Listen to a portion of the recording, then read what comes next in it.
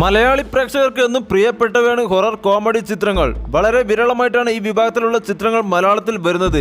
രോമാഞ്ചം, അടികപ്പിയരെ, കൂട്ടമണി, ഇൻകോസ്റ്റ് house എന്നീ സിനിമകൾ പ്രേക്ഷകർ ഇരു കൈയും നീട്ടി സ്വീകരിച്ചവയാണ്.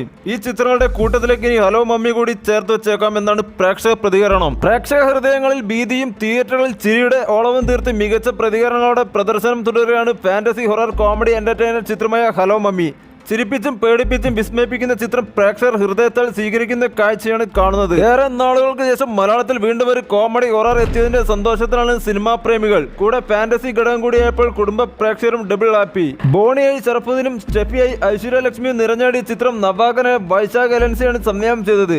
പ്രേതത്തിന് പ്രാധാന്യം നൽകി ഒരുക്കിയ സിനിമ ആയതിനാൽ ബോണിയെ പിന്തുടരുന്ന ആത്മാവിനാൽ ബോണി അഭിമുഖീകരിക്കുന്ന പ്രശ്നങ്ങളും ചിത്രത്തിലുടനീളം കാണാം.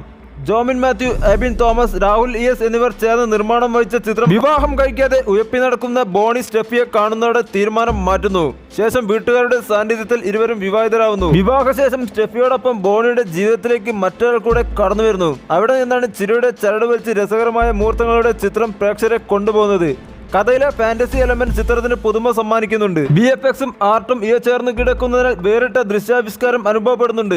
കഥാപാത്രങ്ങളെ പക്വതയോടെ അവതരിപ്പിച്ചതോടെ അഭിനേതാക്കളും പ്രേക്ഷക ശ്രദ്ധ ആകർഷിച്ചിരിക്കുകയാണ്. എല്ലാത്തരം പ്രേക്ഷകർക്കും ഒരുപോലെ ആസ്വദിക്കാൻ തക്കവണ്ണം കംപ്ലീറ്റ് എന്റർടൈനറാണ് ചിത്രം ഒരുക്കിയിരിക്കുന്നത്. നിങ്ങളുടെ അഭിപ്രായങ്ങൾ കമന്റ് ചെയ്യുക. വീഡിയോ ഇഷ്ടമായാൽ ലൈക്ക് ചെയ്യുക.